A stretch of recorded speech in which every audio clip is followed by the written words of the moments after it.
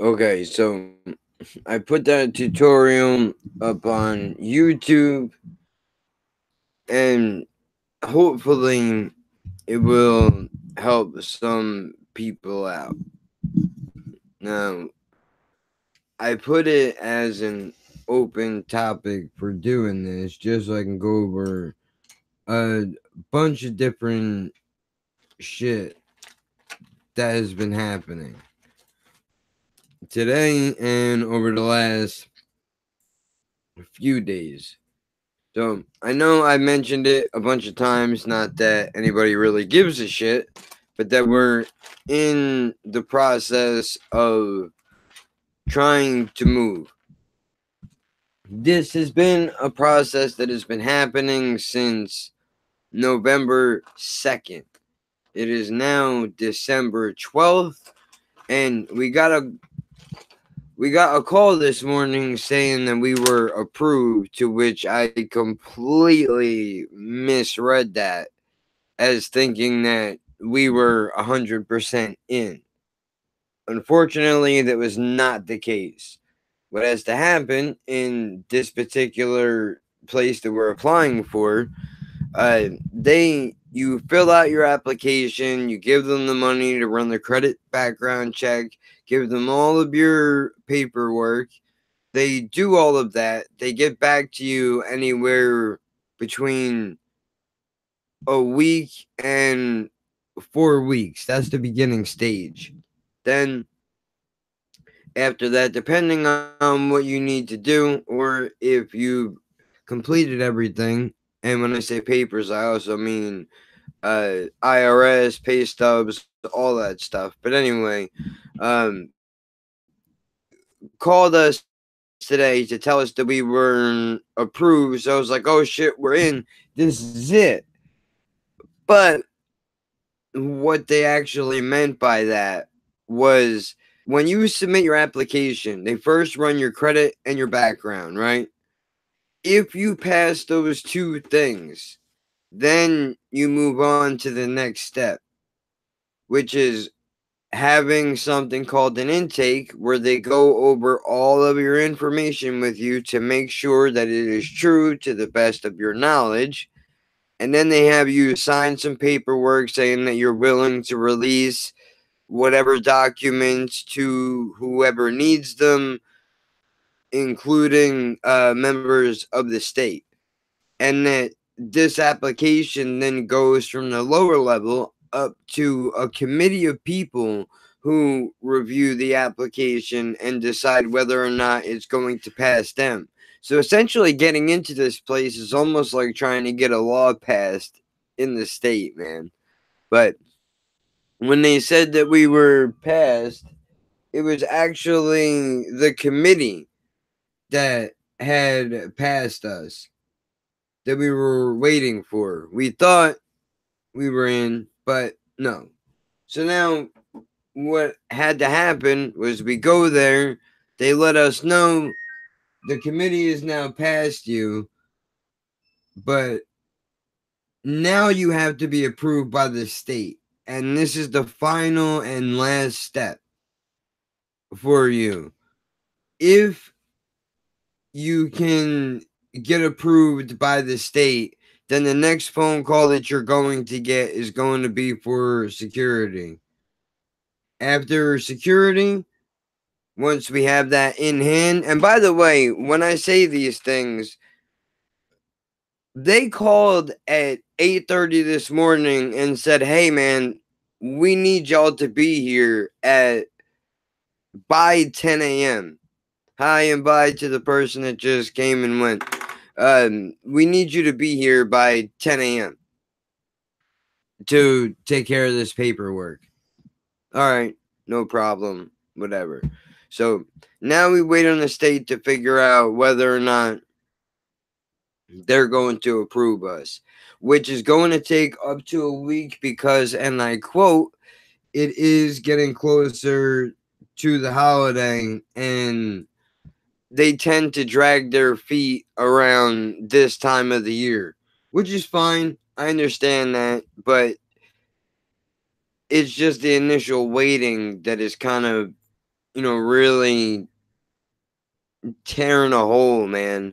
Aside from the fact that I completely misunderstood what the dude was talking about, which was my own fault. Should have asked more questions. Can't blame it on anybody else but me. But in the event that the state does pass us, they call us and they say, "We need your security money. Okay, here's your money. All right, now that we have your money, we're going to deposit it or whatever. And then from there, we're going to set up a meeting for you to sign your lease. So then you have to leave and then go back again to sign the lease. And then at which point, after they go over the legal documentation with you, you would then get a set of keys and you would be in said place that we were trying to get into, rather. So there's that. Figure we get that one out of the way right off the bat, just because why not? It's relevant in my life. I don't know if anybody else is curious and or can relate to this type of situation. Moving on, I'd like to address trolls briefly. This has become one of my favorite new things on YouTube since I started putting content up on this channel. People that hate watch and comment and attempt, and I say attempt to say horrible things, because while on the surface these things may be horrible, they don't. I would be lying to you if I said I wasn't initially pissed off and didn't feel like ripping this person a new asshole just for being a douche.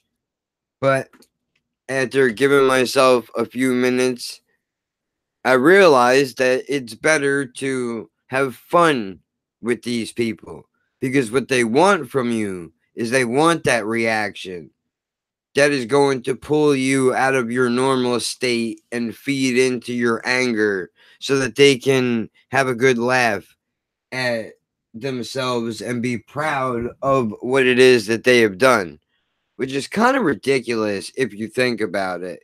Like, dude, of all the channels in all the world you had to come to mind just to try to shit on me, dudes, and I bet a couple of these this week. The first one was some guy said that I sound high all the time, and he hates the sound of my voice and everything that I do. I love you too, boo boo. And then this person, probably the same person, if I had to guess, said that, well, rather asked if I was on Quaaludes, of all things, and that my mother must have drank heavily when she was pregnant with me because there is something seriously wrong with me. Now, I'm going to be honest with you, I can't argue. There are a lot of things wrong with me, dude. But I don't think that my mom drank when she was pregnant. I know she worked, and even if she did everything right, I probably still would have came out a little fucked up just because of the environment that I grew up around. But when they say something is wrong with me, I would really like to have them expand further on that. What is it exactly that's wrong with me? Because I'm able to make jokes? Is that what it is? Is it because you can't do what I'm doing and you just have to hate me for it? I don't know.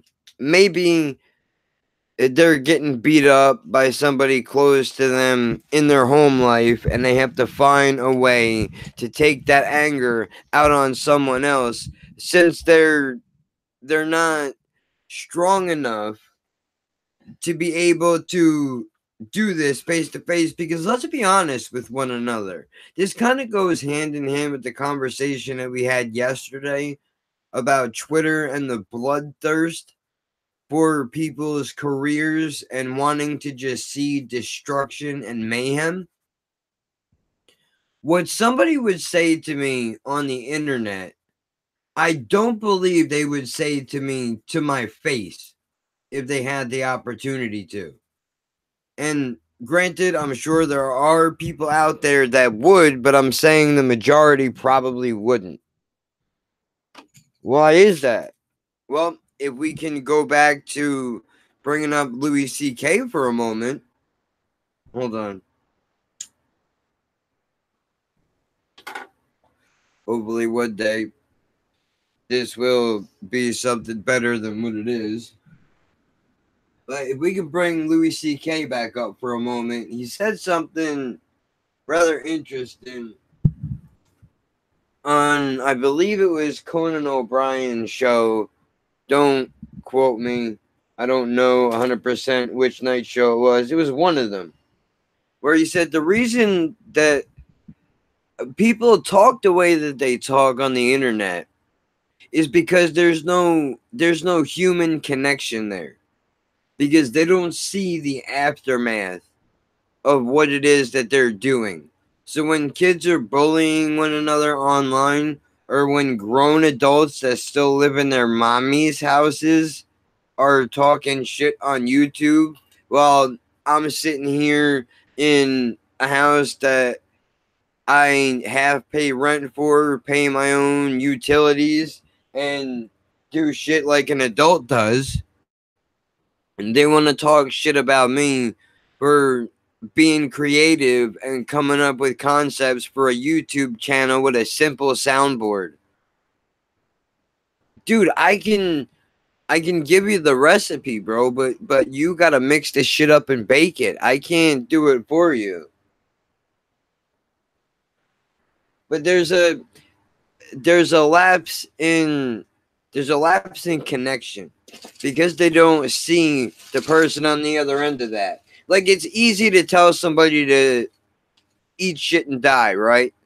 Because you don't have to look at that person's face after you say it.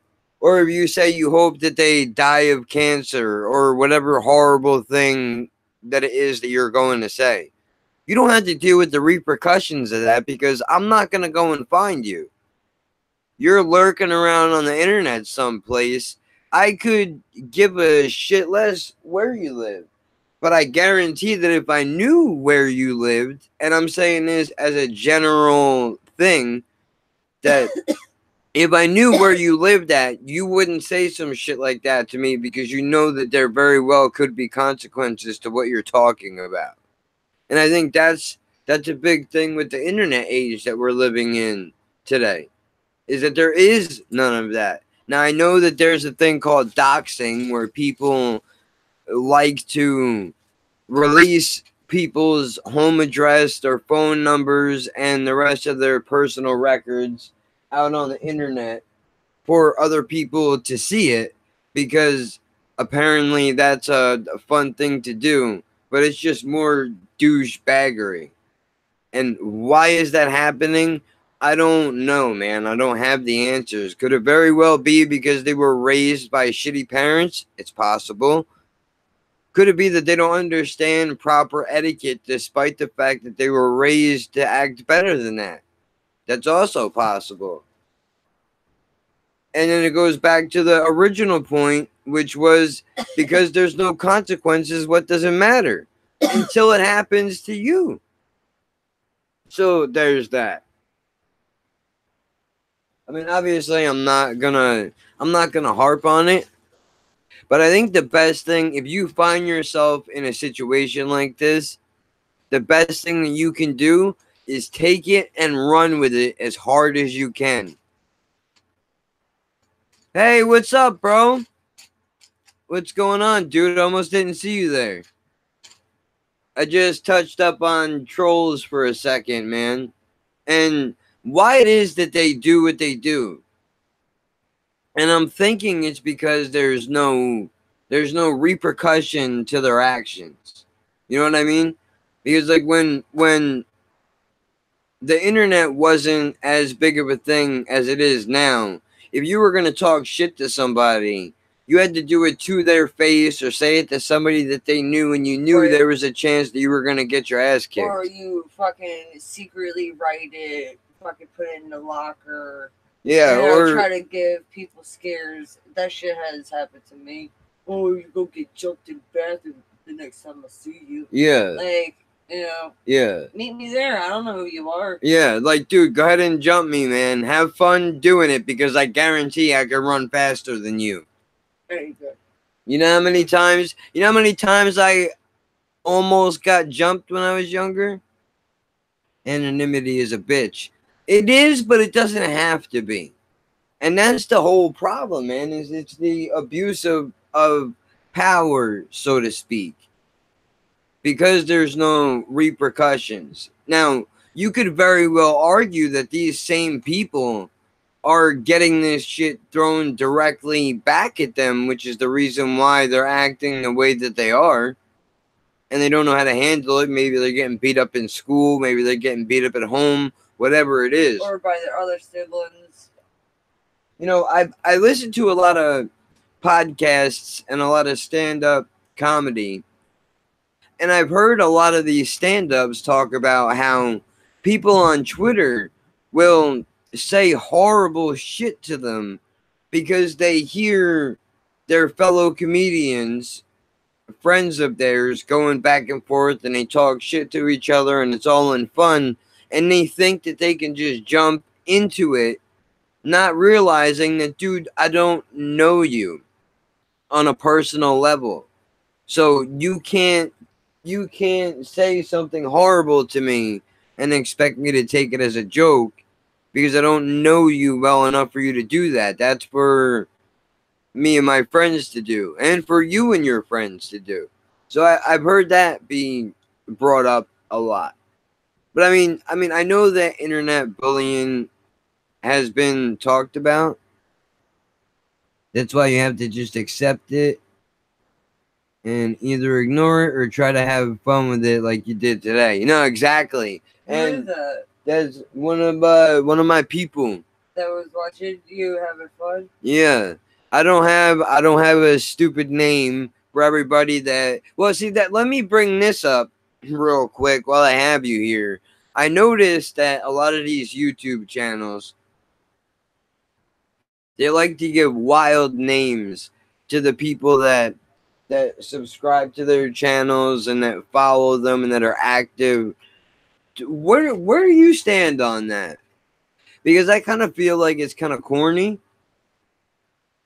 I mean, I guess you could argue that just feeds into the sense of community, but I don't have a cute little nickname to give to everybody, and I really don't think that one is necessary. But to your point, though, I like having fun with it. I mean, one of the funniest things to me, dude, was playing that Rod Stewart song because that was the first thing that popped into my head. You don't really have an opinion. I can understand that. I mean, I think it's being overused, if we're going to be completely honest. You know, even in settings like sports, you know, Cowboys Nation or whatever the hell fan base, I guess it could be a way of building your brand. No, I can see that. But then the next question is, what is a brand? And then I guess that's where you get into marketing and content and things like that. We've been sitting here trying to think of some kind of a logo to put up on this thing. But I'm not sure where I want to go with that yet. I mean, now that I think about it, I could easily just use that Grand Theft Auto looking picture that you drew as one. Yeah. But, you know, honestly, I haven't even thought about it that far yet, to be completely honest with you. Just because I'm more worried about the content that I'm going to be putting up than anything else at the moment, just because I want to make sure that there are fun things that people can enjoy. And I know that every joke is not going to land, but a big part of what's fun for me by doing this is when a joke bombs before you guys even get a chance to see it. And I know that it was a bomb, and acknowledging it is one of the most fun things in the world, man. Just because I know they're not all going to be gems, but I really enjoy that. But I mean, since we're on the topic of the channel, I've been bouncing around a little bit. I know I started out with metal, got into My art. the art on the Instagram, which if you don't, for the people that may be listening to this in the future, Terminator Timeline, you should go check that out.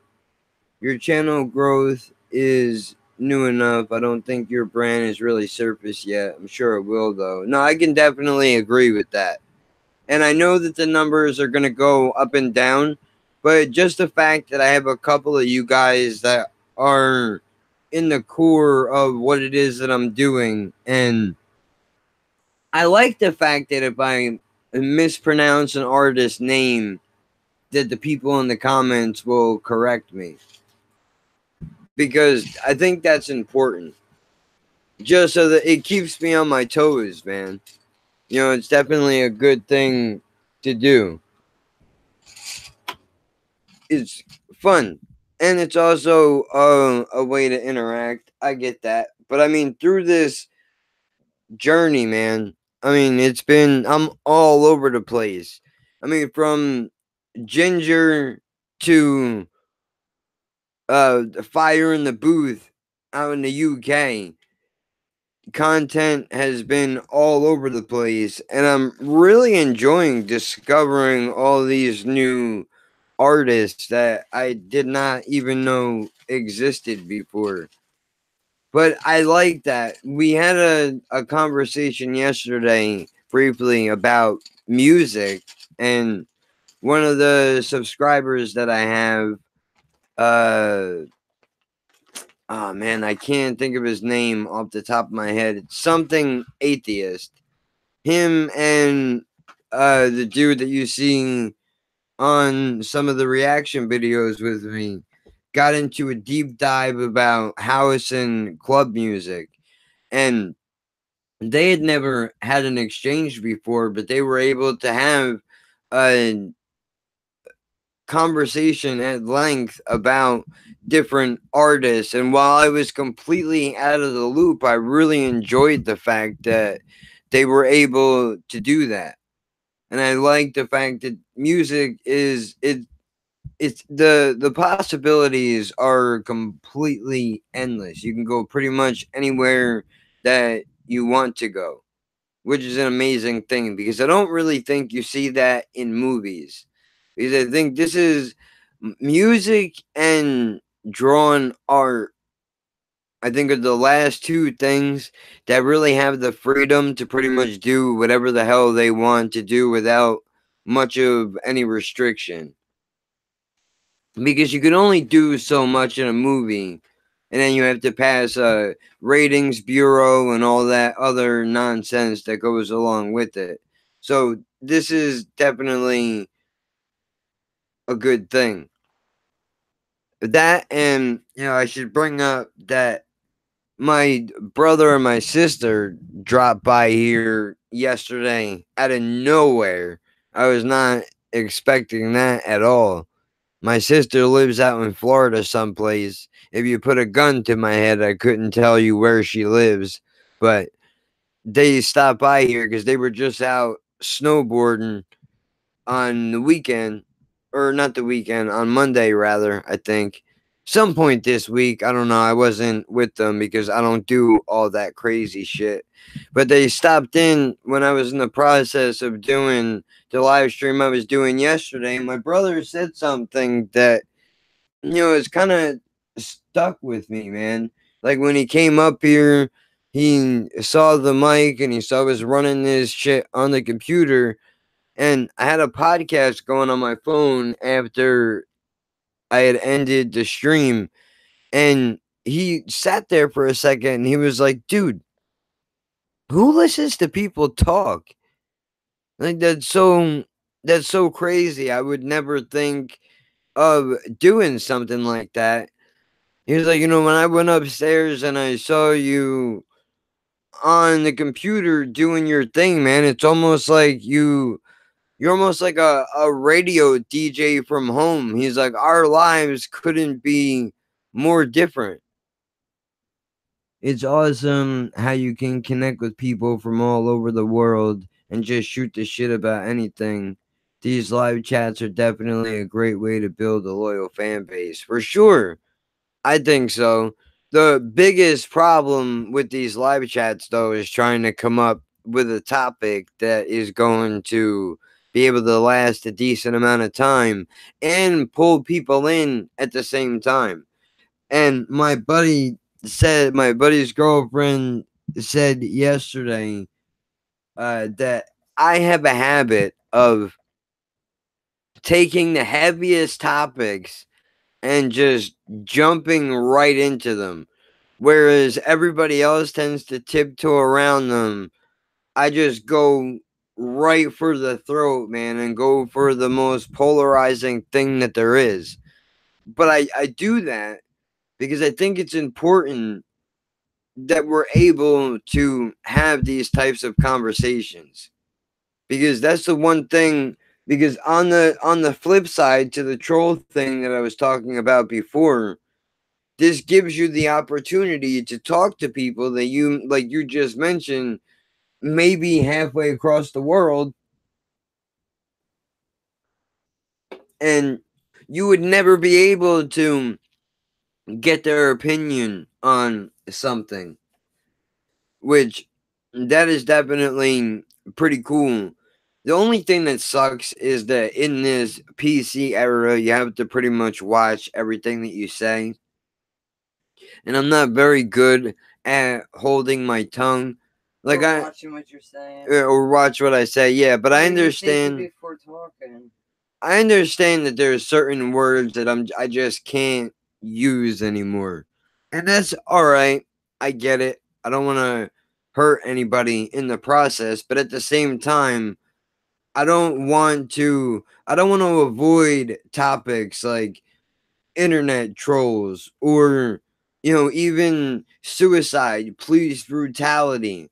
The list can go on and on. Religion, whatever it might be. Just because the second that you stop talking about something, I think is the second that you stop making a difference.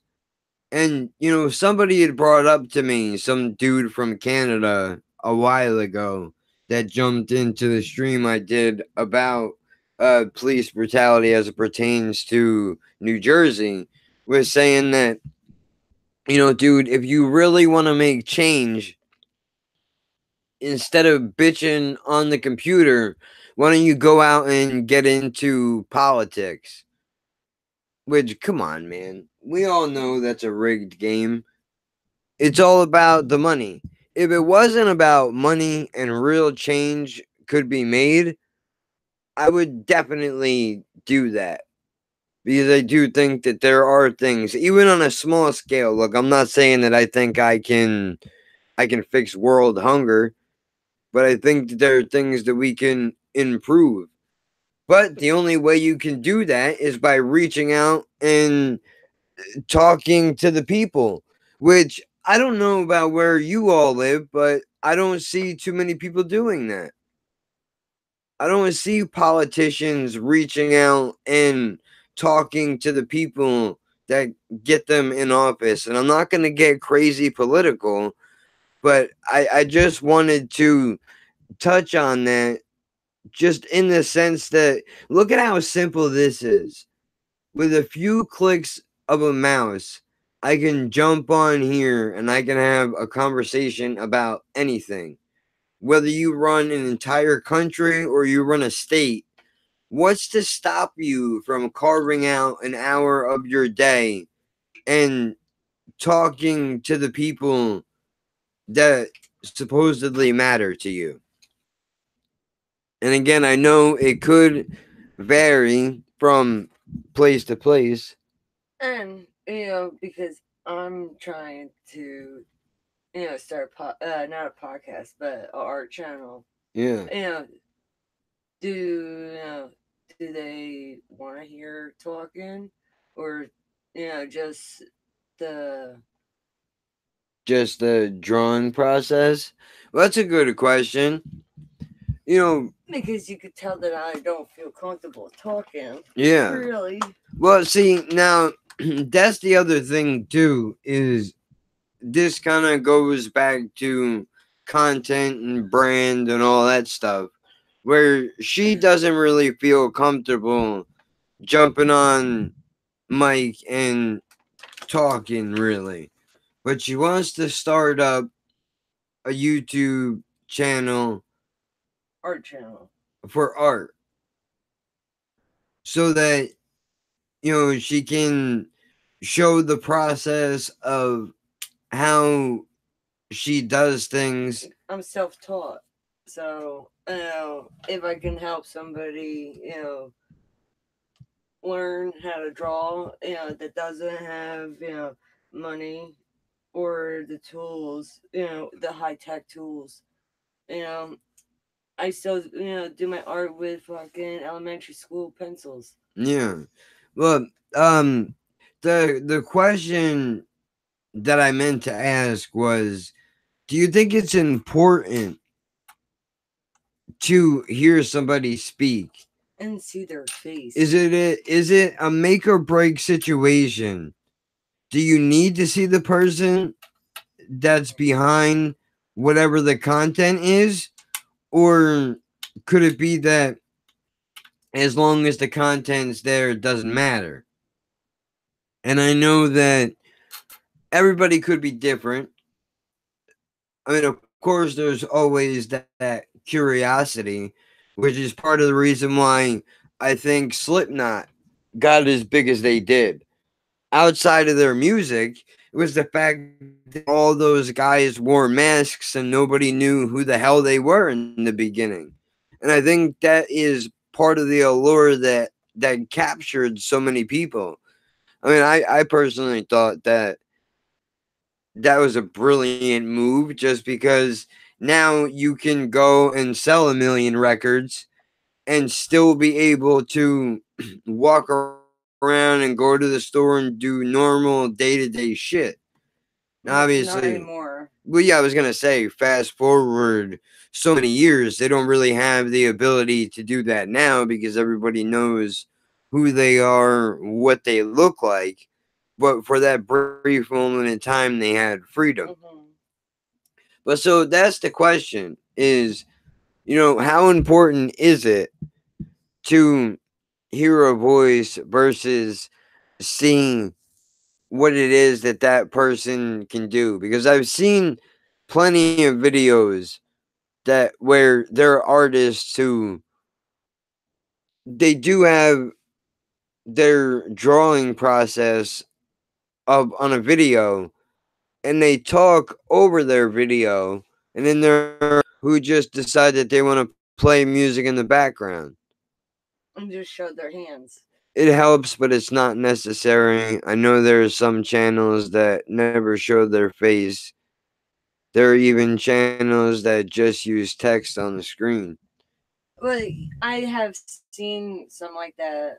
Yeah, so you could do that. But then now here's the problem, right? And I don't want to blow up your spot necessarily. That's all right. I know what you're gonna say. Go ahead. But like, okay, she's dyslexic. It's not a secret. School system sucks. You can hear it. And we all know that there are things that can be improved, right? So I think the one downfall to not having a voice to your video would be if you put words up on the screen and there is somebody out there like you, Yeah. No. they're not gonna know what it is that they're looking at. You have to write a script for each episode. Yeah. I mean, that is a possibility. I know that there's some program where they can enter words. It's a speak to text And or yeah, speak to write or something like that. yeah, you I can had have it on my the phone. you can have the robot lady read it, Yeah. which is not necessarily a bad idea either. Yeah. You can always do that. Yeah, but she doesn't even get stuff right. No, of course not. Yeah. And it's not going to be perfect. Yeah, no. But I mean, if you wanted to throw some shit on here, you could do that. I don't have a problem with it. Well, I know that because you put my art up. Yeah. And now you showed people what I'm working on right now. Yeah. Well, that's well, they haven't seen it yet. I don't think. But well, when you were here, let me turn the camera on real quick. Hold on. Okay.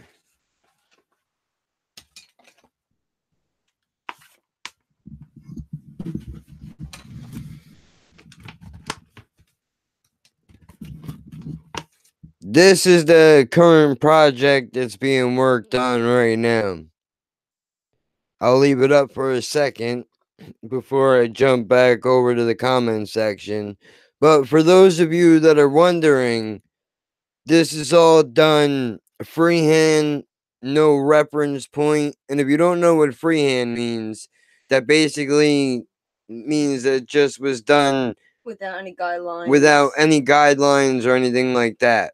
So this was made, this came out of just a blank piece of paper. Well, and me just testing colors and having other Well, yeah, but see, that's the process. bipolar. That's the process. That what this is for you is the equivalent to what jokes in a soundboard is to me. You know, that's all. It's all part of the process of how you do things. Yeah, that's pretty cool. I'm into that too. Now let me pop up the other screen. So far, I don't think there's, yeah, there's nothing there. But what was I gonna say? Well, I could probably turn the camera back off. It's not like I need it on. Yeah. But you know, I'm putting stuff like that up there for anybody that happens to come across this and is interested in seeing things like that, or if you're an artist yourself, or maybe you're even thinking about doing art or doing DIYs or home crafts. Have you considered doing, or do you do tattoos? I do. I have my tattoos. But you won't let me have a tattoo gun. Well, yeah, not physical tattoos, but she has drawn out things for tattoo artists. So she'll give them the illustration, and then they take it from there and clean up the lines. Clean up the lines, make it smaller or bigger, depending on whatever the person chooses. And before I downloaded Critter, I had problems with portion controls on certain things. Yeah. And now I can, do that. And that piece would be a killer tattoo. I agree with you. That shit is pretty dope, man. The colors, the detail, it's all there. This is an unfinished piece. I'm not saying it is, but even the way that it looks now, that would be a pretty sick tattoo. But that's pretty big. I don't know where the hell you would put that thing. I mean, I would assume you could put it on a shoulder blade. And that was also another thing that the tattoo people have said to me. Mine is too much detail. How is it too much detail? I would think that. I mean, I get it. I have too many, lines, in it. Go fuck yourselves. Or I have too much shading. I needed to make it more simpler, And I'm like, well, that's why I give it to you guys. You guys can, do it. I was never taught how to do it. I never looked up and seen if there's any tutorials on, how to simplify your artwork. I don't think it depends on how much you want to pay the tattoo artist. Well, see, that's the point that I was just gonna get to, which was they're saying you probably have too much detail because they know the more detail that's involved in the tattoo, the more money is gonna cost for them to. They tell me, they have told me it can make it muddy looking, or that it won't look right. Yeah, but because the place where I want it is a small area, or if they blow it up, it stretches the images. But I know that is how I draw with my type of style. That I don't really have a style. Yeah. And then their way, how they're supposed to properly, I guess, do the tattoos. Well, I don't watch tattoo videos. I don't have or shows. So I am. like I can show you. I'll show you a couple that I have. I gotta move the mic over, so I don't know how well you're gonna be able to hear me. But like, if you disregard this one right here, if you can see that, that was an idea that I had that she drew up, And it is and two things in one. All they did was they made it smaller. I mean, Calvin, obviously, I'll explain the meaning of the tattoo in a minute, which this one cost me, I want to say, 200? yeah, almost, no. Yeah, because I think this one was almost 300. But they gave you a discount because they fucked up. Yeah, and then there was this one. This one is one with more detail to it. To your point, it was definitely more expensive just because of the shading and the amount of work that has to go into the wings and the flower and the cross, and then whatever it costs per letter that they're going to charge. All that shit is a pretty penny, man, for sure. So, But yeah, I have done tattoos. I have done tattoo artwork for people. They come to me with the idea. I try to work it out, with them, and then they could take what we worked out to the tattoo parlor. yeah, see, now that's what I did was I explained to her the vision that I had in my head, which was, you gave me free range though. yeah, well, that's the whole point. You're the artist. I wanted you to go with it where it needed to go. And then from there, I would be able to guide you with whichever way I wanted it to be. But the whole point behind that tattoo is that, I mean, you see, I've always seen Calvin as pissing all over everything. Now, I know that he's originally from a cartoon newspaper with a tiger that pisses on everything too. And, they weren't as graphic as these stickers that they turned them out to be. But I took the general idea of that sticker and I thought, I have some problems.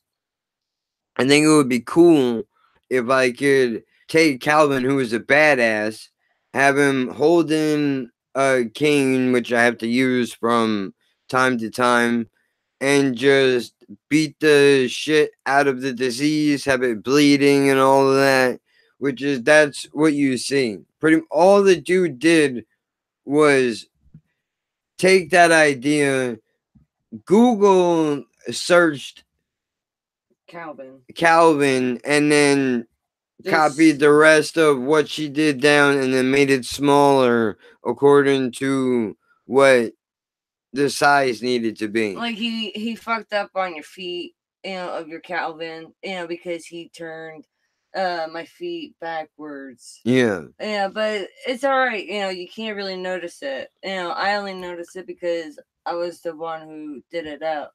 Well, I mean, Yeah. I don't. Like how JR. Yeah, fuck this one up. Yeah, that one's not good.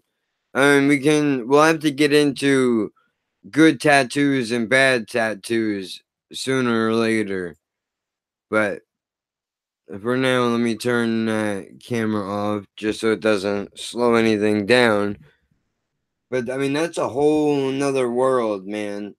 But I mean, I think if she found a decent artist that would be willing to work with her and give her the money that she deserves. Oh yeah, because that was also another thing. All right, catch you later, dude. Be safe at work. Getting ripped off. You too, dude. Don't work too hard. Thanks for stopping in, bro. I appreciate it.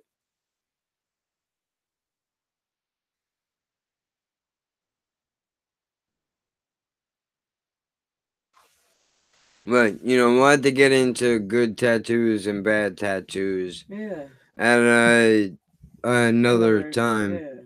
But where you can have them when you get a bigger group, you can have them post or share on your Facebook, or send them to your email so people can see, or we can see their good tattoos and bad tattoos. But yeah, I think that would be a cool thing to do. Mm-hmm. But what was I gonna say? And see, what they can do with the, how to, if they can draw, how they can draw too. I would like to see other people's, or even if they can't draw.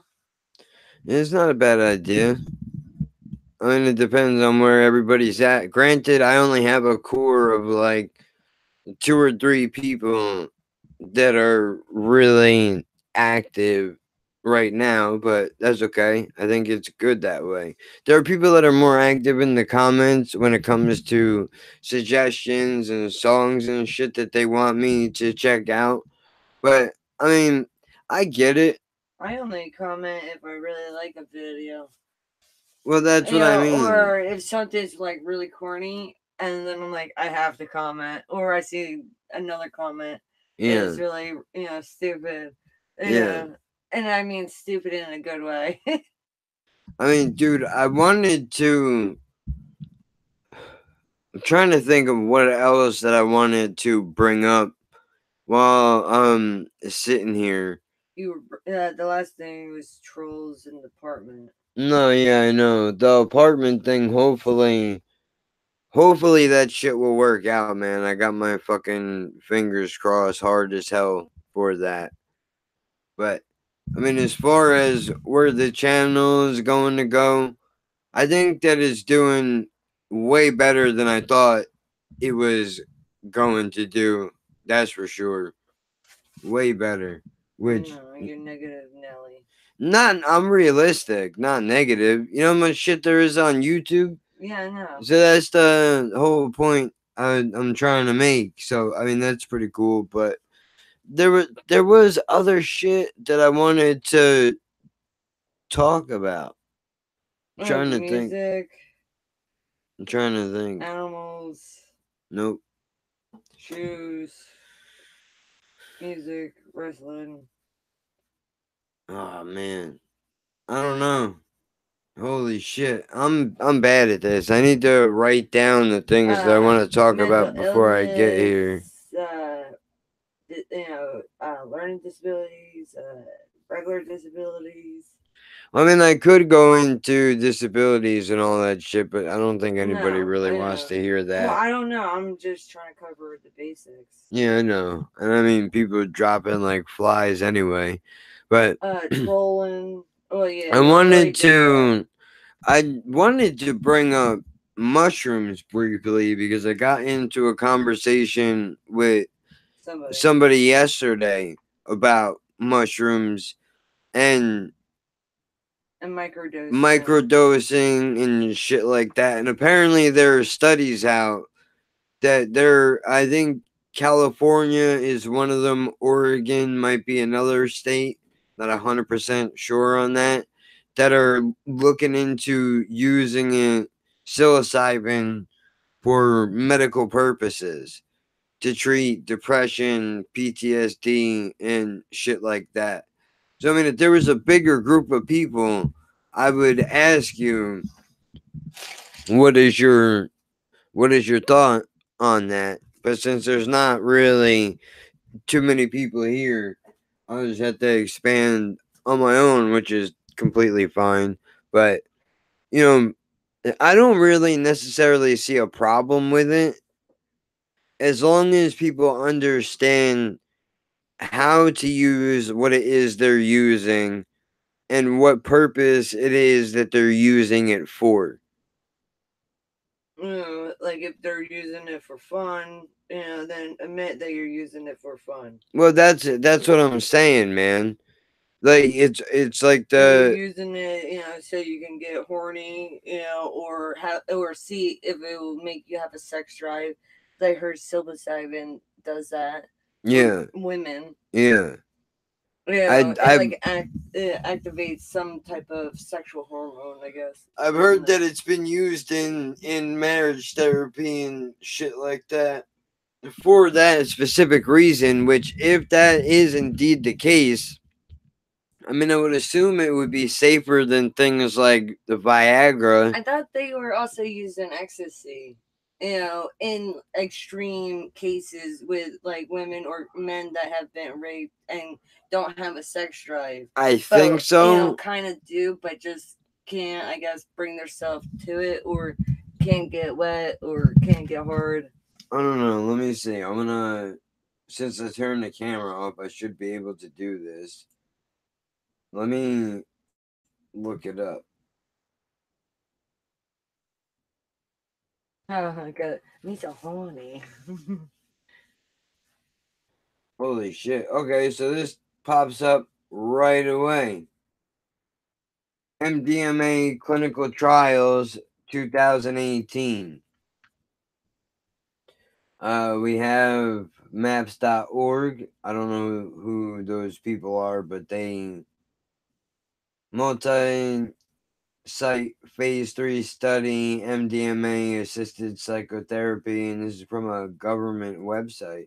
Once I get the site loaded up, I'll screen share.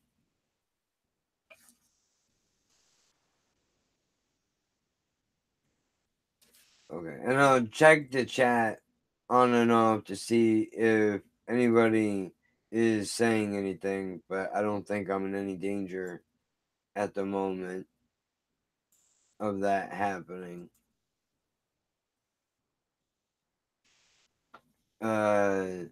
Brief summary. Multi-site double-blind placebo-controlled randomized phase 3 study assesses the efficiency and safety of 3-4. All right, you know what? I'm just gonna go ahead and call it MDMA. I'm not gonna attempt to try to pronounce that word. Assisted psychotherapy versus psychotherapy with placebo in participants diagnosed with at least severe post-traumatic stress disorder. The study will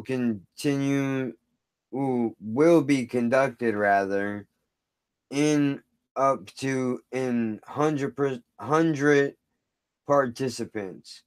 They will be randomized to receive flexible dose of MDMA or placebo, followed by a supplemental half dose unless concentrated during the treatment period, which manualized psychotherapy in 3-month experimental sessions. 12-week treatment period preceded by 3 proprietary sessions. I know I didn't say that correctly. During the treatment measure will address specific symptoms or behaviors that are sometimes related to PTSD, Drug safety will be assessed by measuring blood pressure, heart rate, body temperature during the experimental sessions, collecting adverse events, and measuring suicidal thoughts and behavior with the Columbia Suicide Severity Rating Scale. This study will compare the effects in 3 manualized experimental sessions of psychotherapy assisted by flexible doses of MDMA versus placebo. Initial doses per experimental session include 80 or 120 milligrams of MDMA compounded with methanol or magnesium stearate or placebo alone, followed by a 1.5 to 2 hours later supplemental half dose of 40 or 60 milligrams. Total amount of MDMA to be administered per experimental session ranges from 80 milligrams to 180 milligrams. So now the question that I have is, how much does it take? How many, you know what? Why not? We're already halfway there.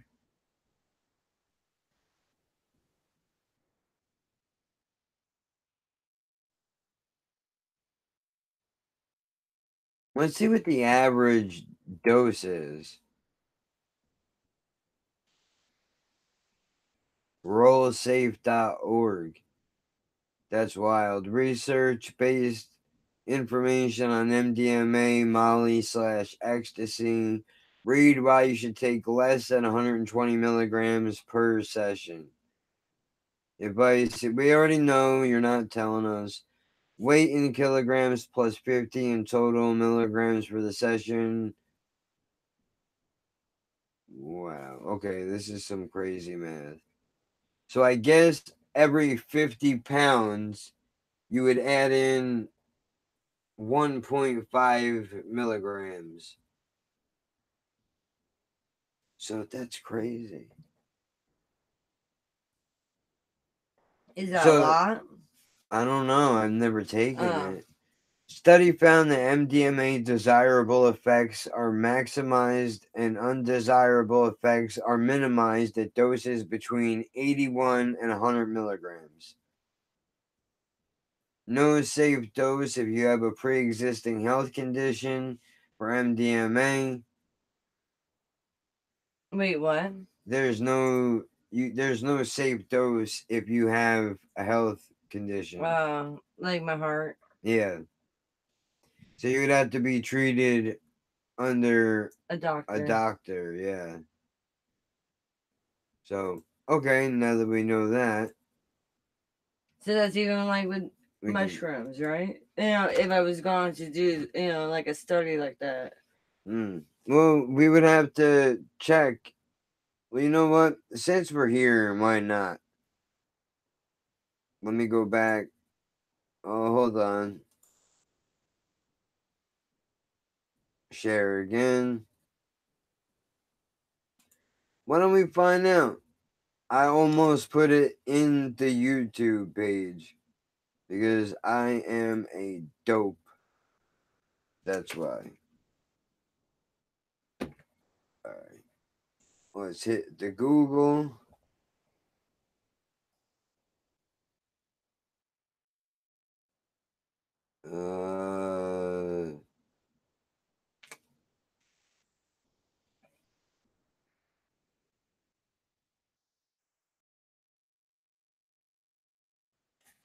Let's see.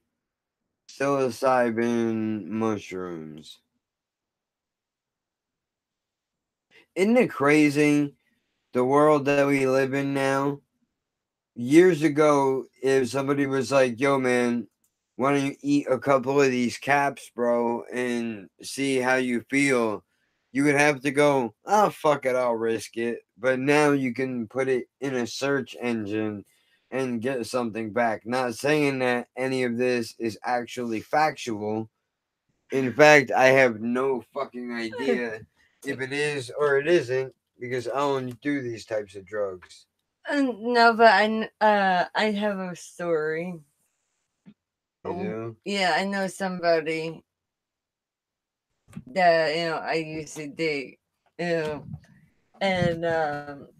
they bought, they thought they bought like a Percocet. They bought a yeast infection medicine. Oh, Jesus Christ. That's fucked up. I thought you were going to say something completely different. No, All right, let me read this real quick, and then I got to run downstairs and grab or it could have been a medication. Vicodin. That they were trying to buy. I know it was like painkiller at the time. You know, but yeah, but they bought a yeast infection medicine. Because I had to bring over my mom's doctor book. The pill book. Yeah. Pill identifier because before the internet had it. Okay, so it says the most common variety of mushroom available is psilocybe cubanus, probably butchered that, which is a fairly strong strain. Typical dose, recently dried, is about 3.5 grams, or 1/8 of an ounce. It is not possible to overdose on mushrooms. However, taking a dose that's different than anticipated can cause temporary anxiety.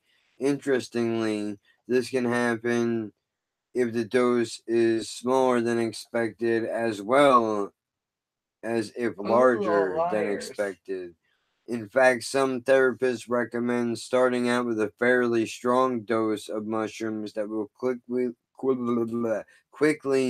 move people past their own psychological frameworks and into a more spiritual state, thereby passing anxiousness.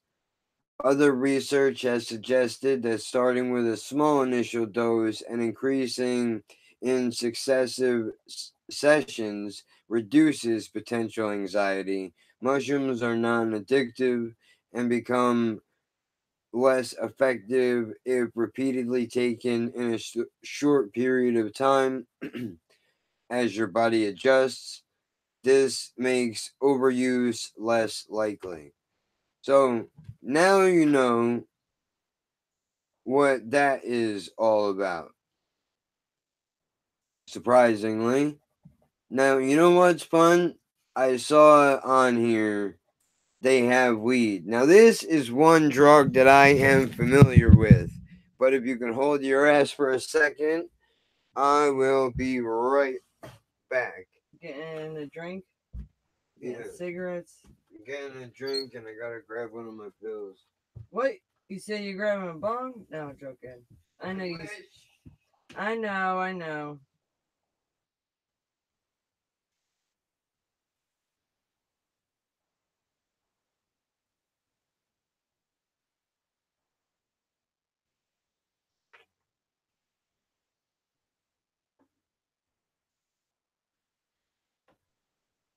Holy shit, man. This cold weather is for the fucking Hey, birds. Kevin. Yeah. Who says or isn't painful? Look at my finger. Yeah. Ugh. It's gross. I know. Looks like I got blisters now. Yeah. Alright. I'm back. No, you're not. Hold on. Did we lose the last Mohican over here? No, surprisingly. Stuck with you. Yeah. I'm gonna have your order. I'm shocked. Alright. Now, let's get into a drug that I know about. Marijuana is among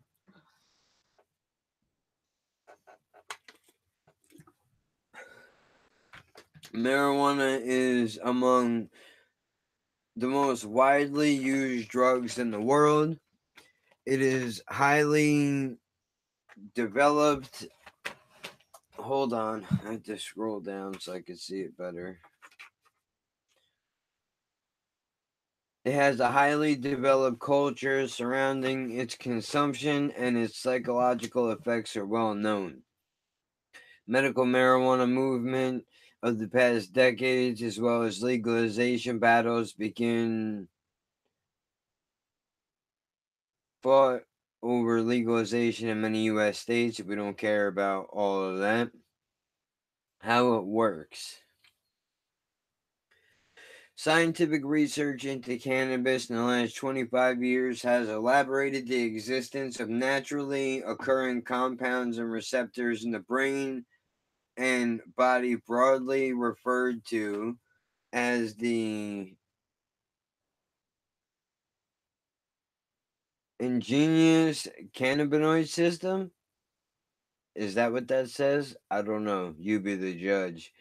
Cannabinoids, neurotransmitters, are in the body and play an important role in regulation of mood, pain, memory, appetite, and immune system. Well, that explains a lot for me, doesn't it? No wonder why I'm so fucked up. My shit's probably a mess. Well, because you're not smoking it? No, because if those glands are supposed to naturally sort shit out in your body, maybe my shit's fucked up. That's why I'm all over the place and I'm constantly fucking tense. Dosage. Many people have experienced mild to severe anxiety while using marijuana. Yup. But that's because they probably didn't know what strain they were using, not to mention the fact that there is a such thing as overuse. While it won't kill you, it'll certainly make you feel like you're gonna die. Or that you're already dead like those cops that ate too many brownies. Oh, shit. Panic attacks, paranoia, nausea, especially in inexperienced users. When I was younger, when I did it, I never felt nausea. I have, but that's when the anxiety gets real bad. For me, I get nauseous. My hands get tingly. My palms get all sweaty. My head and my chest start pounding. But that's when somebody gives me a fucking sativa. I can do sativa, indica, and hybrid. Yeah. Smoking, vaporizing, edibles. Let's see what it says about vaporizing, because apparently this is a new thing that is sweeping the nation right now in general. Vaporizing is heating of cannabis to release its active ingredients to inhabit vapors without burning it has become a more popular alternative to smoking and is much better for lung health and better for indoor use. Yeah, depending on if you're getting the shit directly, but it's a whole nother issue. Vapors are less dense than smoke, is more concentrated, active ingredients, risk of overall consumption are higher. Again, start slowly is recommended, perhaps with one inhalation. Though it is not to be taken as a product endorsement, we believe that the best. Come on, bro, stop it. Let me read that sentence again for those of you that might have missed the irony here. You mean before you stopped in mid sentence? Though this should not be taken as a product endorsement, wink wink, nudge nudge, we believe this is the best vaporizer on the market. There are many other cheaper vaporizers available in many different sizes. So somebody paid you to say that. Mm-hmm. Now I already know plenty about weed varieties. But let's see what it says about edibles. Dissolved, such as brownies, alternative to smoking. Smoking's unhealthy. Secondly, it's deeper and lasts longer. Sometimes has a sense of warmth and being. Regulated amount dissolved into the oil, concentrated into the final edible. The effects of eating the cannabis will not be apparent for a delay of time, as digestion can take anywhere from 30 minutes on an empty stomach upwards of 2 hours on a full stomach. For these reasons, you should always exercise caution when trying edible cannabis. If you have a portion that is intended for one person, try eating a quarter of that, waiting at least an hour before taking more. That makes sense. That's how I roll in my world. And I treat drugs, I treat other drugs the same way, dude. You know what I love about weed? Is the fact that I only got to take a couple of pulls to feel something. My big argument against drugs was like, dude, how many doses do I have to take to get fucked up? Do I need to take more than two? Because if I have to take more than two, I don't want it. Because that's where you get into dangerous territory and you can fuck around and really hurt yourself. Get addicted. And yeah, and or get addicted. Now I don't know about you folks out there in internet land, but you know, I have been around every drug on the fucking planet except for ketamine and GHB. Oh, wait, is those the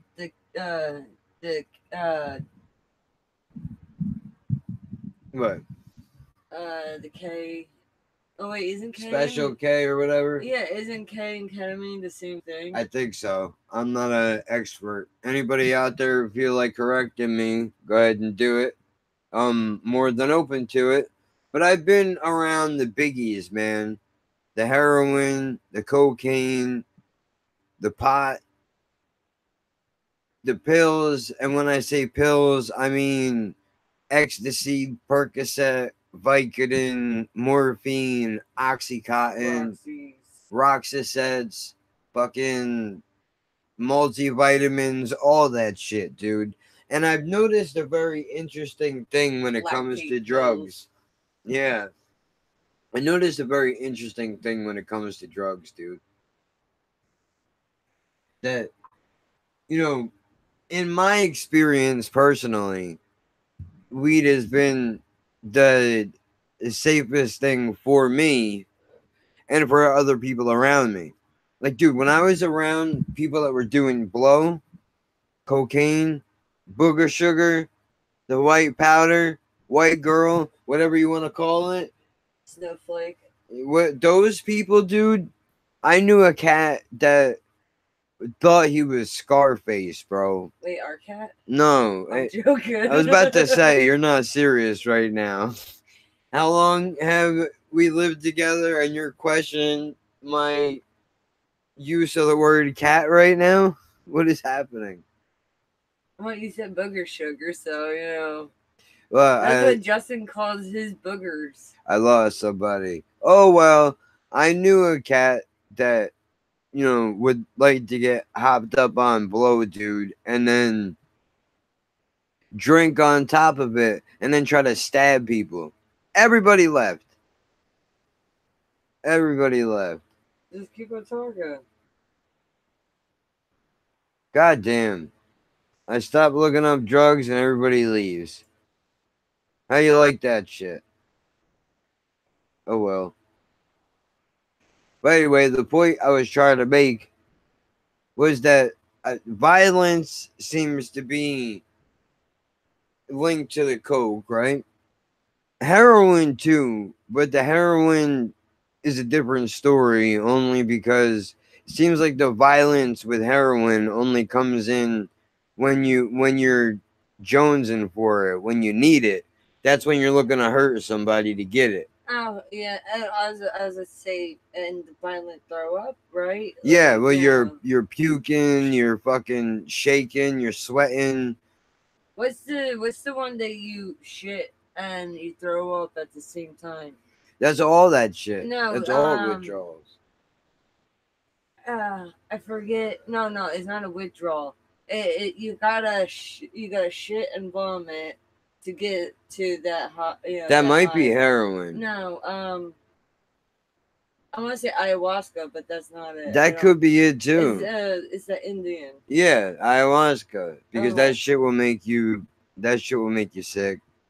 At least I've heard stories from people that have taken it. I won't go near that shit, bro. I was talking to somebody yesterday when we had the conversation about mushrooms.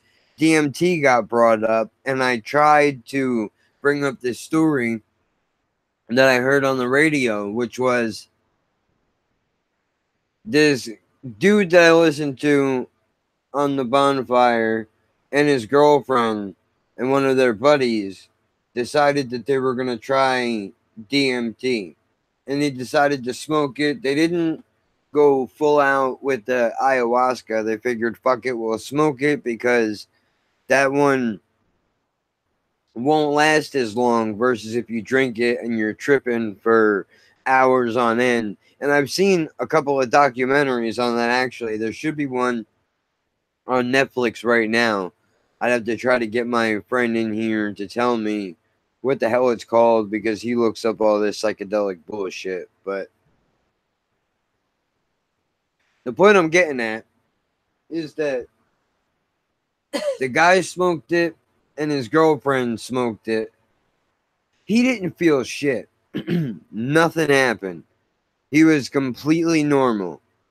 He doesn't know if he has a natural tolerance to it, or maybe he didn't take enough. He doesn't know what happened. On the other hand, though, his girlfriend, once she smoked it and the high hit her, she said that when she closed her eyes and then opened them, it was like she was stuck inside of a computer screensaver.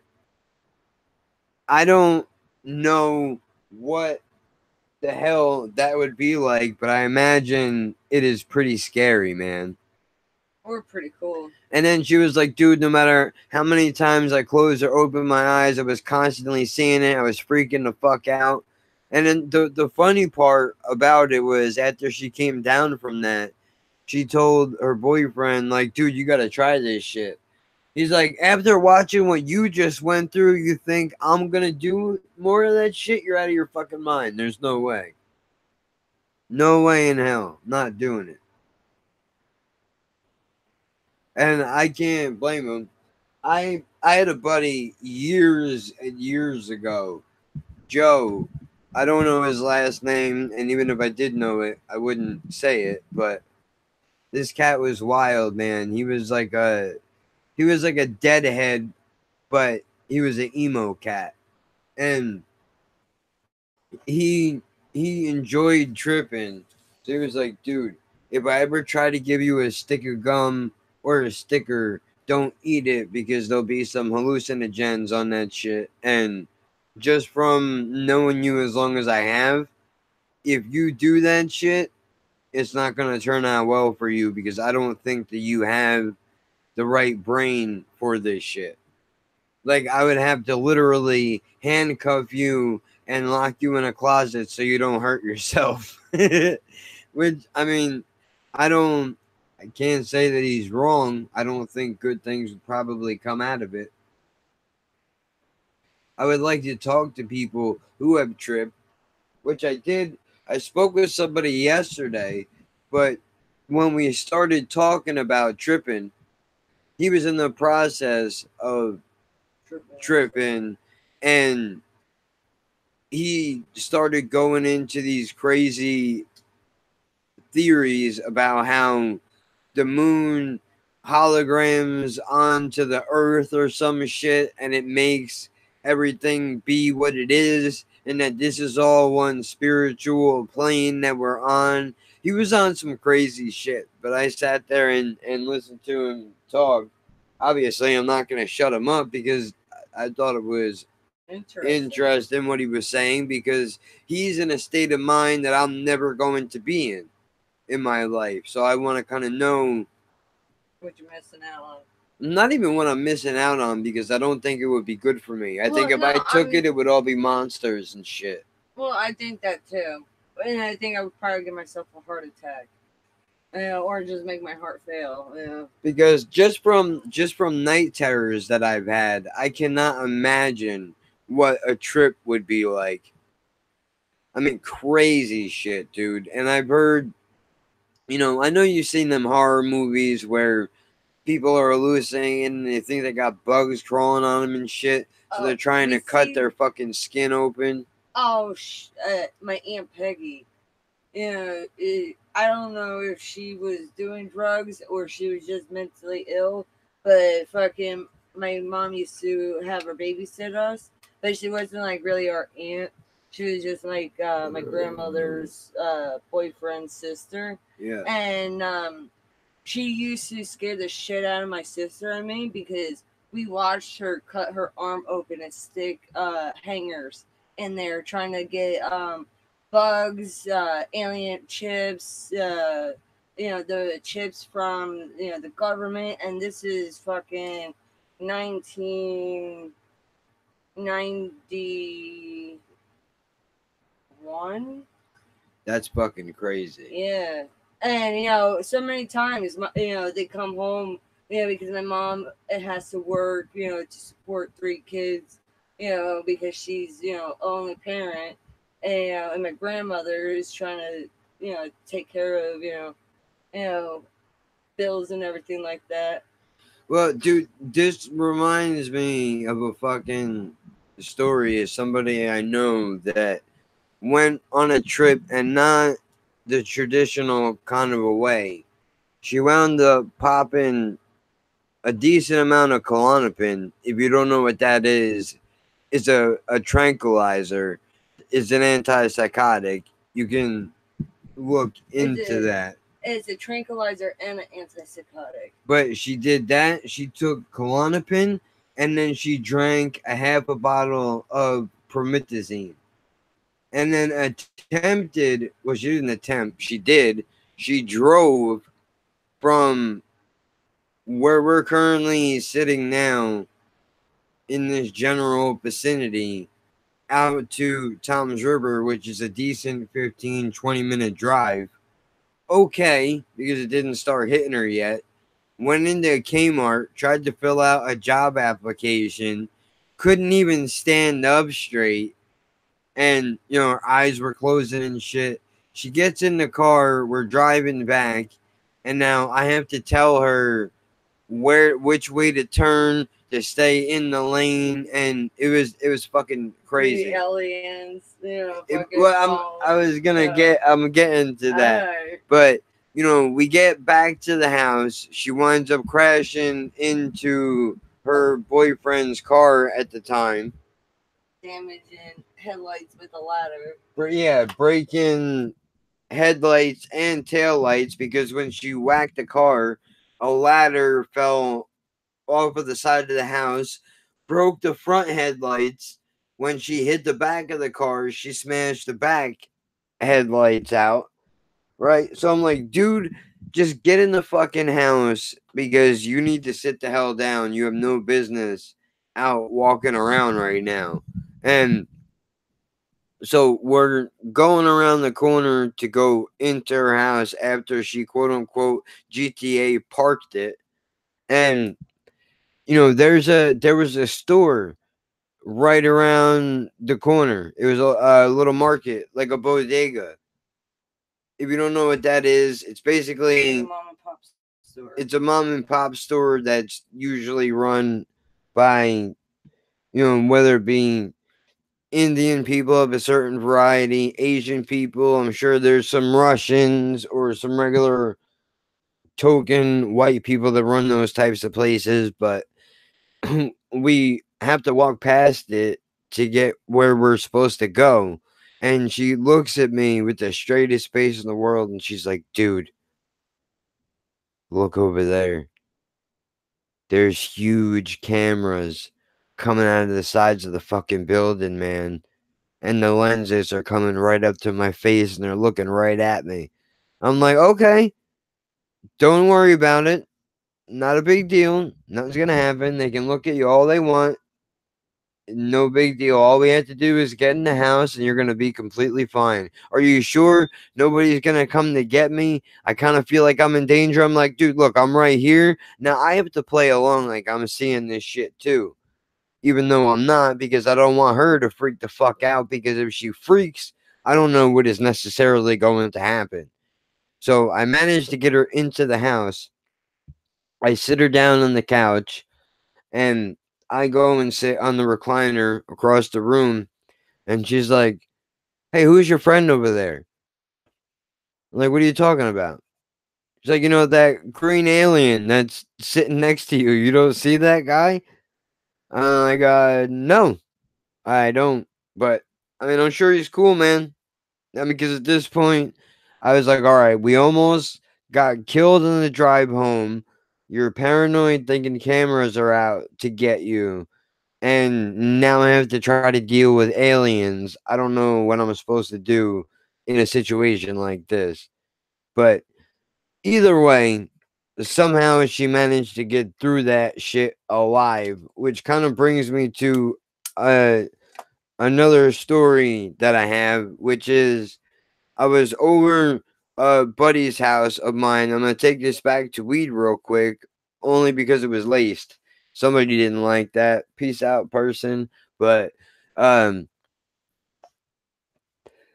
they laced the weed and they didn't tell me.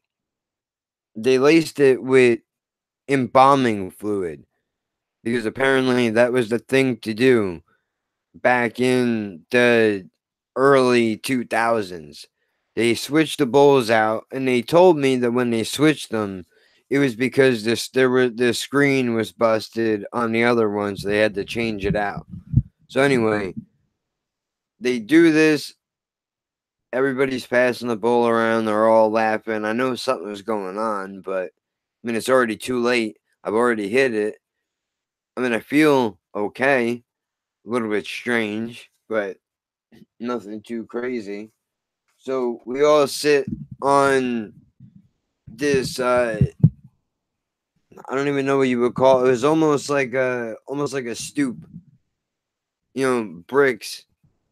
So I sit there, dude, and then a couple of minutes later, I feel like there are like 5 pound weights that are attached to my clothes, and they're dragging me down to the floor. And I'm like, yo, man, I don't know what was in that weed, but something is seriously up with this shit right now. And they're like, oh, bro, do you feel do you feel like your clothes are soaked and like you feel like you're going to fall on the floor? I'm like, yeah. They go, congratulations, you just got wet. I'm like, yo, what the fuck does that mean? I'm starting to freak out now. I don't fuck around with drugs, man. I just smoke weed. That's it. Regular fucking weed. I don't need all this extra excitement in my life. So I'm like, all right, I'm already in it. There's nothing I can do about it. I had to just deal with it. So I'm sitting there and I'm trying not to freak out. And all these bitches around me, and I call them bitches because after everybody else got fucked up, they all went and found a place to sit and went and passed out. That looks good. They all went and found a place to pass out at, and leaving me by myself to just sit there and deal with this on my own for the first time, not knowing what the hell is going to happen. So, um, sitting, I'm looking around. There's a main highway that is directly next to me. I think it was 537. And there are cars, obviously, because it's a main highway. They're they're driving back and forth. Oh, okay. That was a comment. I didn't What? know that I got. Somebody was telling me that a song sampled was from the same artist that made the original song. I didn't know that. But what was I gonna say? I mean, cars are racing up and down the highway. Not really. They're probably going regular speed, but to me, they sound like they're going 100 miles an hour. Yeah, you told me it was like a racetrack. It sounded like. Yeah, it sounded like a racetrack, dude. So I'm looking out in the street and I notice that when the cars are going past, there's no cars. There's only headlights. That's it. There's no cars attached to the headlights. It's just headlights. And it's nighttime. I should have probably mentioned that.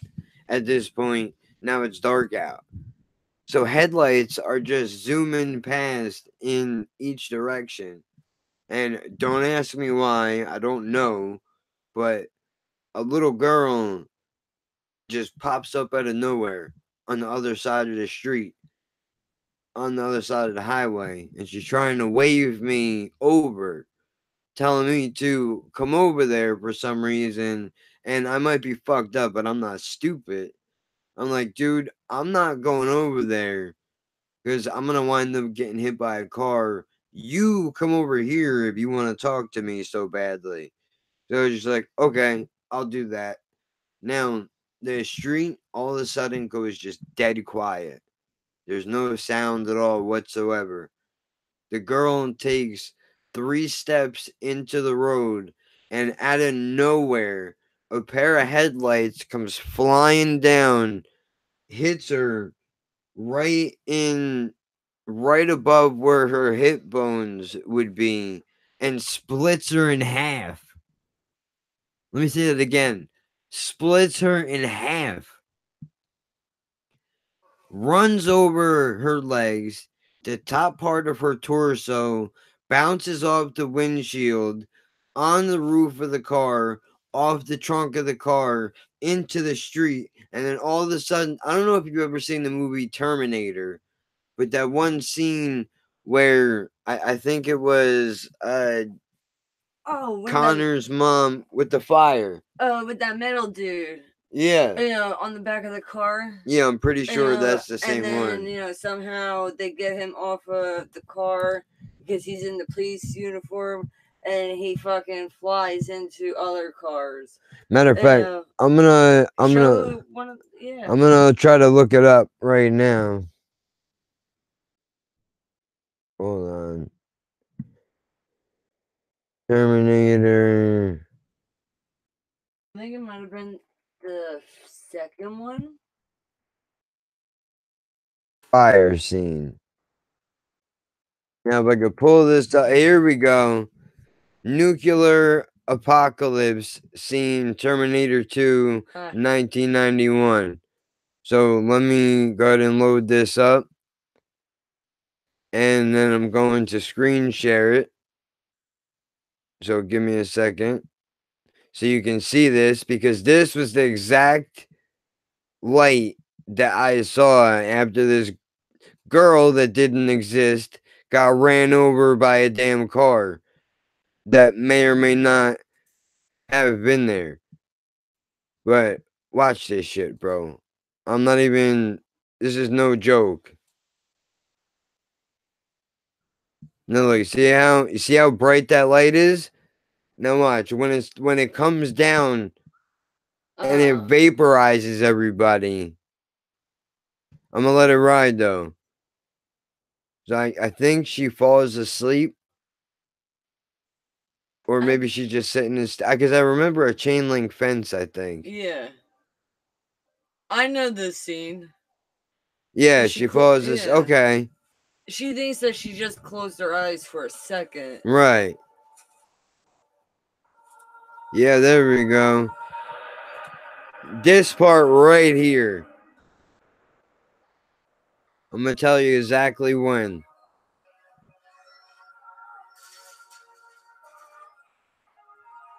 It takes forever when I want it to get there, but I don't want to rush it because I don't want to miss it.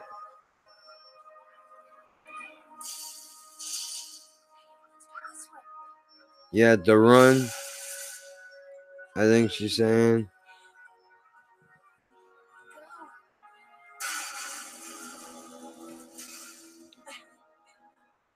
Should be coming up any second.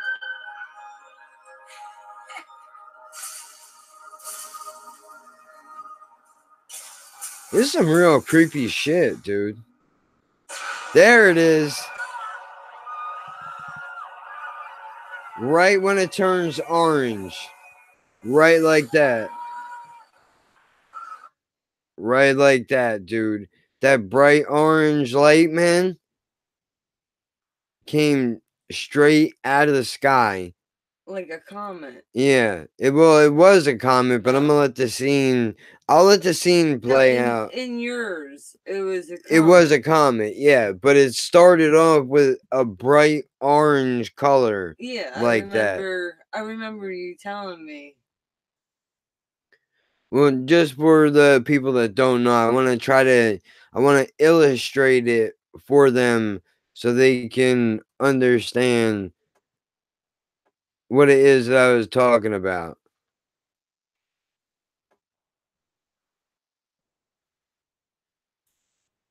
Okay, so a bright light like that comes out of the sky, dude, and it's a fucking comet. And this comet is barreling straight towards. What the fuck is that? It's somebody's car radio, I think, because I don't have any other tabs open. Yeah. Okay. So this thing comes barreling straight towards this little girl's fucking body, dude, and just vaporizes her, smashes into the ground, bro, leaves a crater the size of me in the ground, and I fucking flipped my lid, dude. I didn't know where to go. I ran to every person that I can find, try to wake them up and tell them what happened. I couldn't shake anybody awake, dude. Everybody was passed out.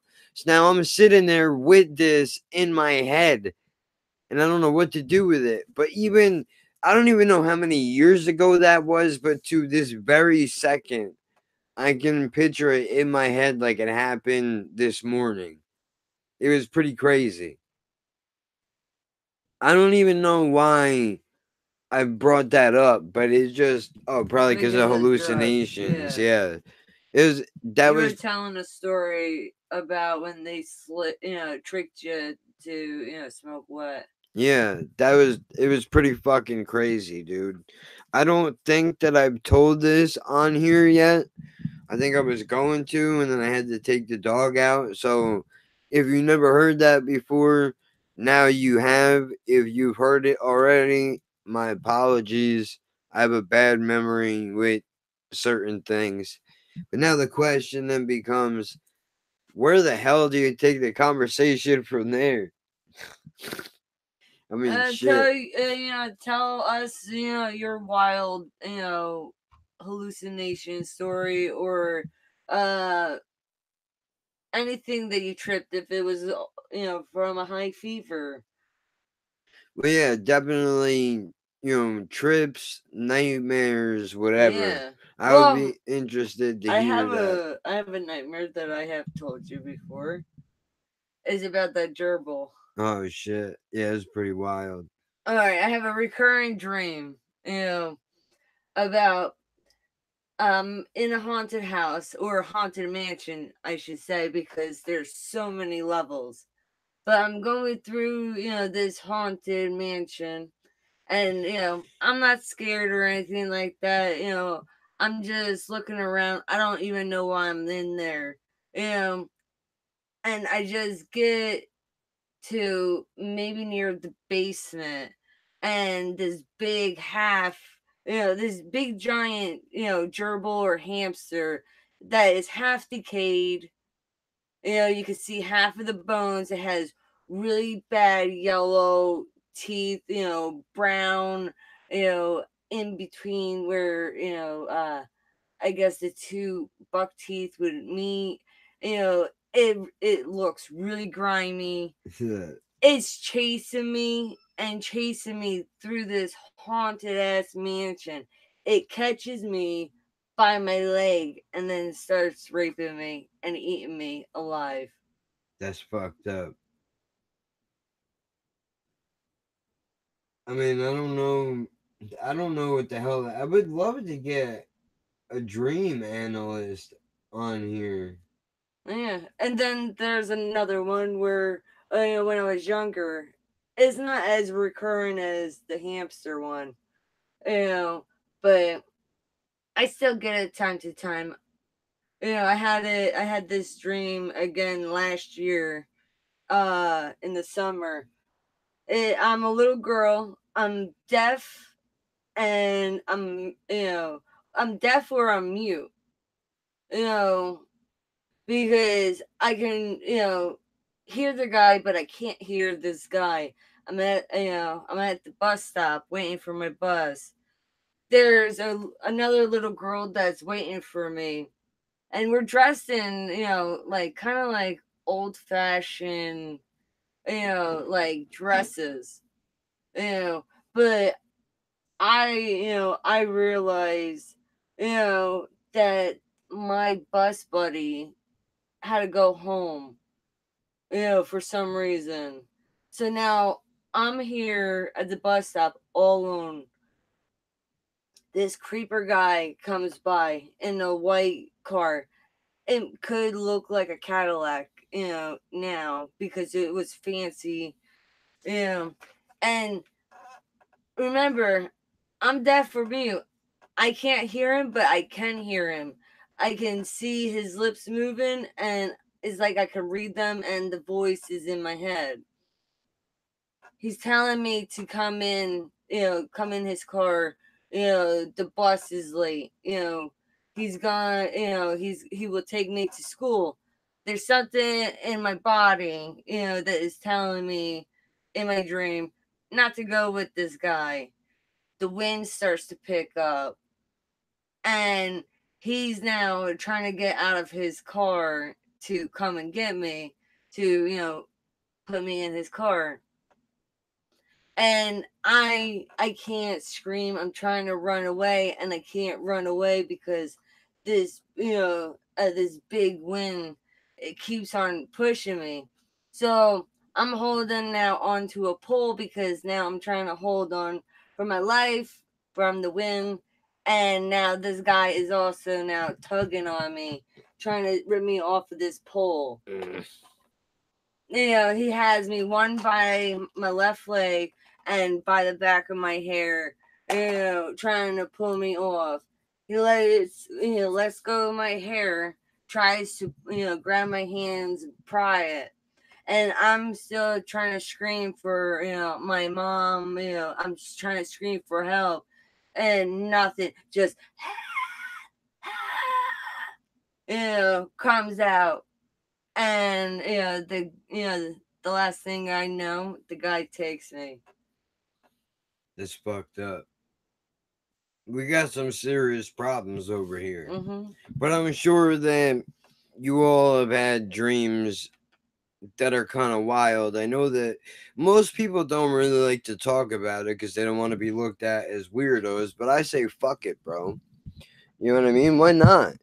If it's crazy, but I mean, it's a story that I tell my friends, so why shouldn't I tell any and all of you who watch this? Yeah, don't be afraid of your dreams. Don't be scared to tell people about your dreams. Like maybe you have some shit going on, like you're afraid to go to sleep at night because of the shit that you dream about.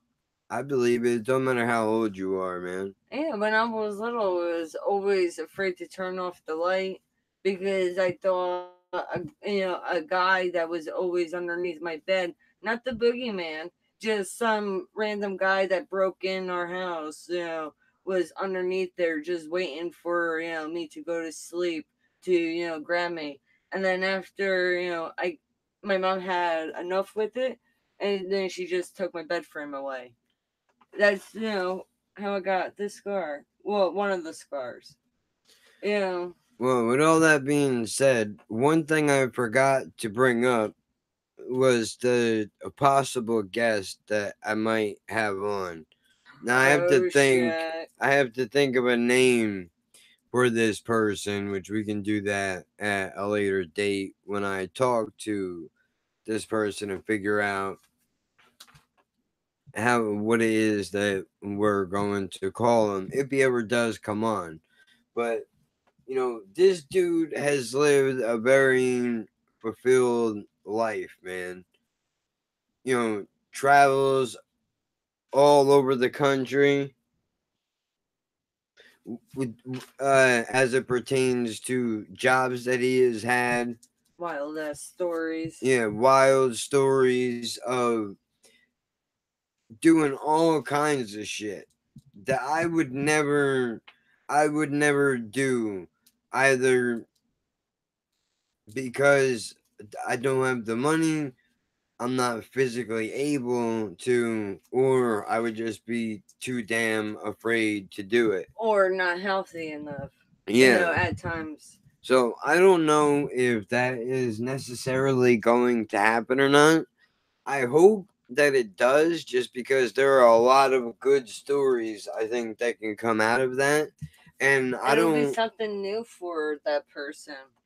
Yeah, well, I mean, I don't. And I was gonna say, even if nobody watches it, it would still be good to just kind of hang out in the ether for people to find.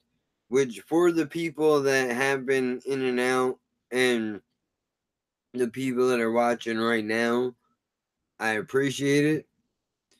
But I'm trying to get all different kinds of content up on here, and I really enjoy storytelling, in the sense that, like, if you've had some wild shit happen to you. Maybe one time when you have free time, you can make a one of your horror scripts. Yeah. Because he writes fucked up stories. Yeah, I have. I And haven't. even poetry too. He writes really good poetry. I haven't in a while though, but that was also just a way to get the racing thoughts to stop. But I mean, I guess. Yeah, because you can't smoke weed. Yeah. Yeah, to help. With all that being said, we're going on, I want to say, almost 2 hours. Sometimes, Well, yeah, sometimes it goes quick. well, no, just because I've been then coloring this thing for about 8 hours.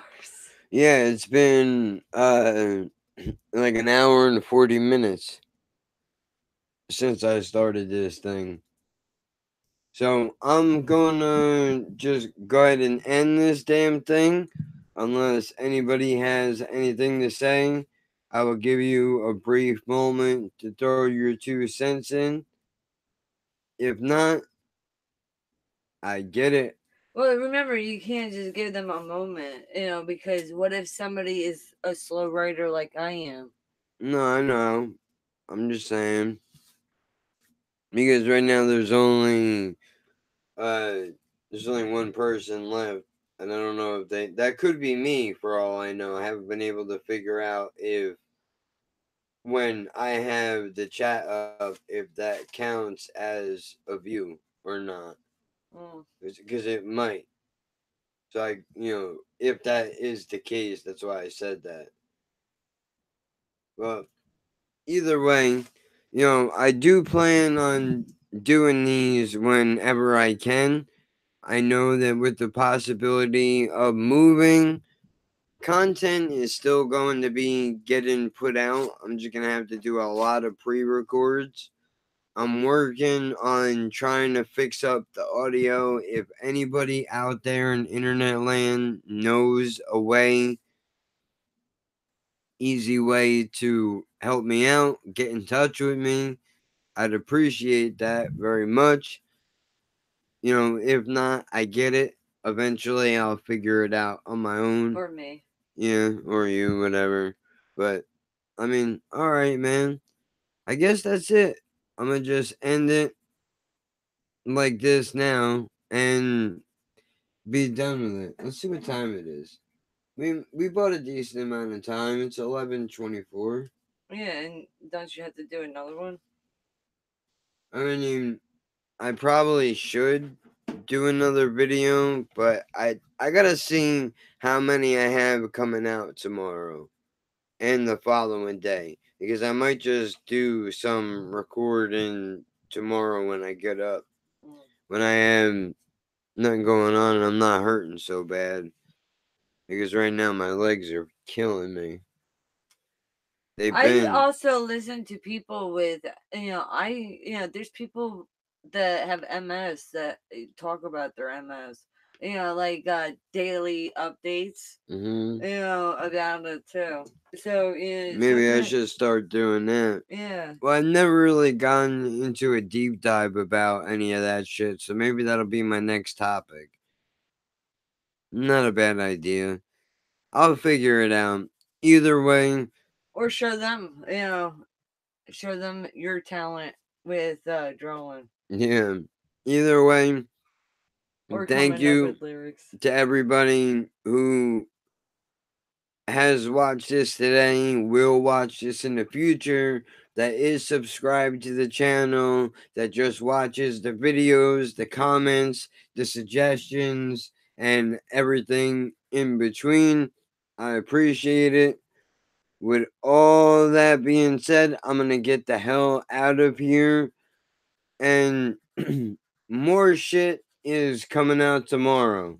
I don't know exactly what. I have to go and look as soon as I hang this up and to figure out what the schedule is to see what I gotta do and what's coming out. But always, always, always keep an eye out for new content because I'm constantly putting things up on here, whether it be a live stream, a reaction video, possibly a product review could be coming in the future. What, my product?